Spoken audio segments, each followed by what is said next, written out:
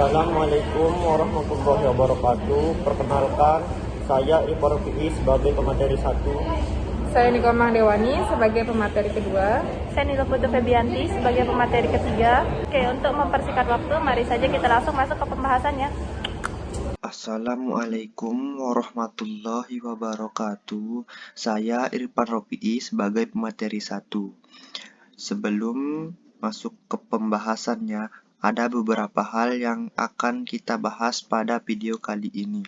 Yang pertama, apa itu DFS? Kemudian cara kerja DFS, kemudian kasus, dan yang terakhir kesimpulan. Oke, kita mulai saja untuk pembahasannya.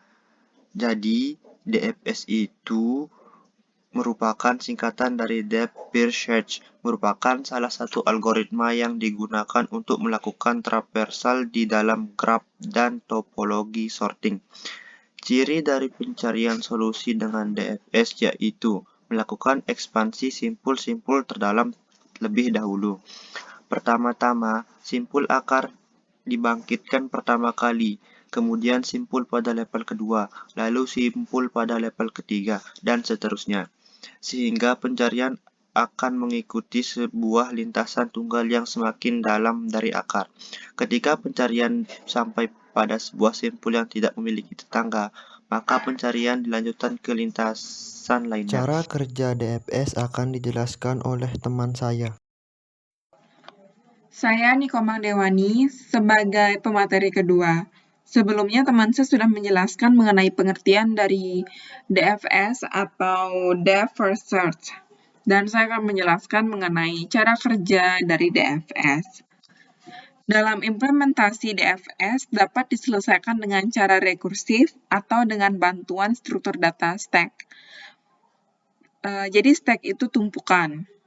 Pada stack, penambahan dan penghapusan elemennya hanya dapat dilakukan pada suatu posisi, yaitu posisi akhir stack. Stack yang digunakan yaitu simpul pohon atau tree. Jadi berikut ini adalah urutan algoritmanya. Yang pertama, masukkan simpul root ke dalam tumpukan dengan push. Push itu operasi untuk memasukkan data. Yang kedua, ambil dan simpan isi elemen dari tumpukan teratas. Yang ketiga, hapus isi stack teratas dengan prosedur pop. Pop itu operasi untuk mengeluarkan data. Yang keempat, periksa apakah simpul pohon yang disimpan tadi memiliki anak simpul. Yang kelima, jika memiliki anak simpul, push semua anak simpul yang dibangkitkan ke dalam stack. Yang keenam, jika tumpukan kosong berhenti, tapi jika tidak, kembali ke langkah kedua. Maksudnya itu, ulangi lagi ke langkah kedua. Dan mengenai contoh kasus dan penyelesaiannya akan dijelaskan oleh teman saya. Baik, terima kasih untuk waktunya. Saya Nilo Putu Febianti sebagai pemateri ketiga yang akan membahas contoh kasus dan cara penyelesaiannya. Bisa kita lihat di sini ada contoh kasus. Dena ingin melakukan perjalanan dari rumahnya menuju rumah nenek di Jogja dengan jalur darat menggunakan bus.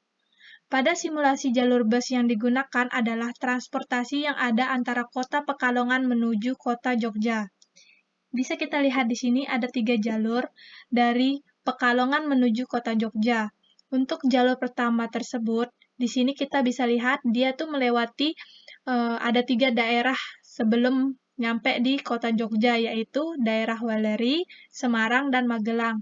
Kemudian untuk jalur kedua, di sini dia melewati 4 daerah ya sebelum nyampe ke kota tujuannya atau kota Jogja. Kemudian untuk jalur ketiga, dari Pekalongan menuju Jogja hanya melewati 1 daerah, yaitu Semarang. Untuk memecahkan atau menyelesaikan kasus seperti ini, kami menggunakan metode DFS agar Dena bisa tiba di rumah nenek dengan waktu yang cepat dan biaya yang lebih terjangkau.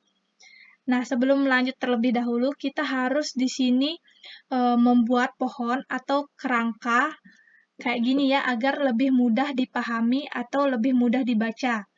Misal kalau contoh kasusnya lebih rumit, kalau kita sudah bisa membuat pohon keputusan seperti ini, itu agar lebih mudah kita menentukan solusi atau menemukan solusinya itu lebih mudah dan lebih gampang juga dibaca. Kalau kita lihat jalur pertama ini ada kota Jogjanya juga, jalur kedua juga sama, kemudian jalur ketiga juga sama. Karena kita menggunakan metode DFS, jadi kita harus membantu Dena menemukan jalur yang lebih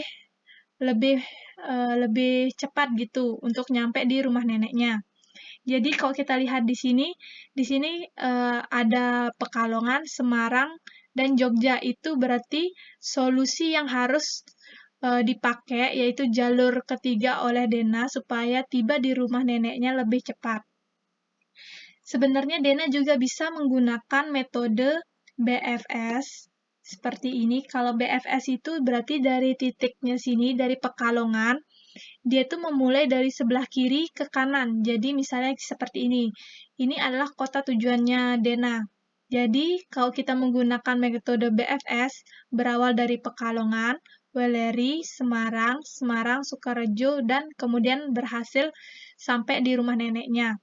Kalau dia sudah menemukan kotanya di sini atau tujuannya, berarti dia tidak perlu melanjutkan sampai bawah sini. Ini tidak perlu, karena dia sudah menemukan solusinya atau kota tujuannya. Ini ada level atau garis-garis. Ini bertujuan untuk lebih mudah kita memasukkan titik-titik ini agar tidak ada yang terlewatkan atau tidak ada yang kita tulis double gitu. Jadi dari permasalahan atau kasus Dena di atas kita bisa menentukannya dengan metode DFS dengan menggunakan rute ketiga yaitu Pekalongan, Semarang, dan Jogja. Jadi, algoritma terbaik untuk mendapatkan rute terpendek dan paling efektif yang diterapkan pada jalur transportasi yang tersedia adalah algoritma depth first search, sehingga perjalanan yang dilakukan dapat optimal dari segi waktu maupun biaya. Sekian untuk pembahasan mengenai pencarian rute tercepat. Terima kasih atas waktunya. Assalamualaikum warahmatullahi wabarakatuh.